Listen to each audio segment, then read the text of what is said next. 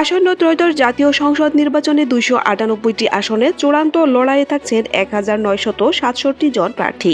মঙ্গলবার মনোনয়নপত্র প্রত্যাহারের শেষ দিনে 305 জন প্রার্থী তাদের প্রার্থিতা প্রত্যাহার করে নেওয়ায় এই সংখ্যা দাঁড়িয়েছে।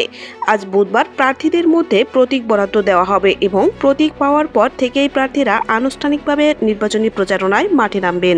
নির্বাচন কমিশন জানায়, এবারের নির্বাচনে 298টি আসনে মোট 50টি রাজনৈতিক দল অংশ নিচ্ছে।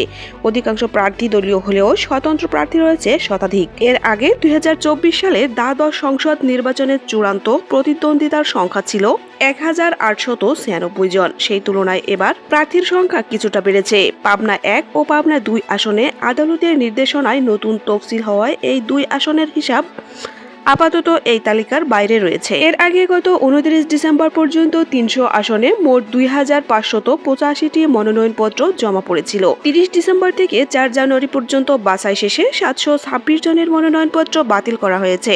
বাতিলের বিরুদ্ধে 645 জন আপিল করেন, যার মধ্যে শুনানি শেষে 431 জন তাদের প্রার্থিতা ফিরে পান। এছাড়া মঙ্গলবার শেষ দিন পর্যন্ত 305 জন সরে দাঁড়ানোয় এখন ভোটের মাঠে থাকছেন 1967 জন প্রার্থী। রিটার্নিং অফিসারদের নিরপেক্ষতায় কাজ করার কঠোর নির্দেশনা দিয়ে কমিশন বলছে, আইন শৃঙ্খলা পরিস্থিতি স্বাভাবিক রাখার পাশাপাশি ভোটারদের কেন্দ্রমুখী করতে সব ধরনের পদক্ষেপ নেওয়া হয়েছে। আগামীকাল বৃহস্পতিবার থেকে প্রার্থীরা প্রচারণায় নামতে পারলেও সেখানে যেন কোনো বিশৃঙ্খলা না হয় সেদিকে কড়া নজরদারি থাকবে।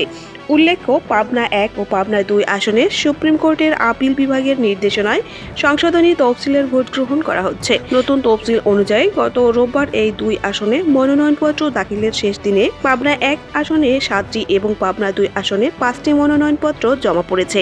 এই 2 আসনের প্রার্থীরা নির্ধারিত সময়ে মূল প্রতিযোগিতায় যুক্ত হবেন।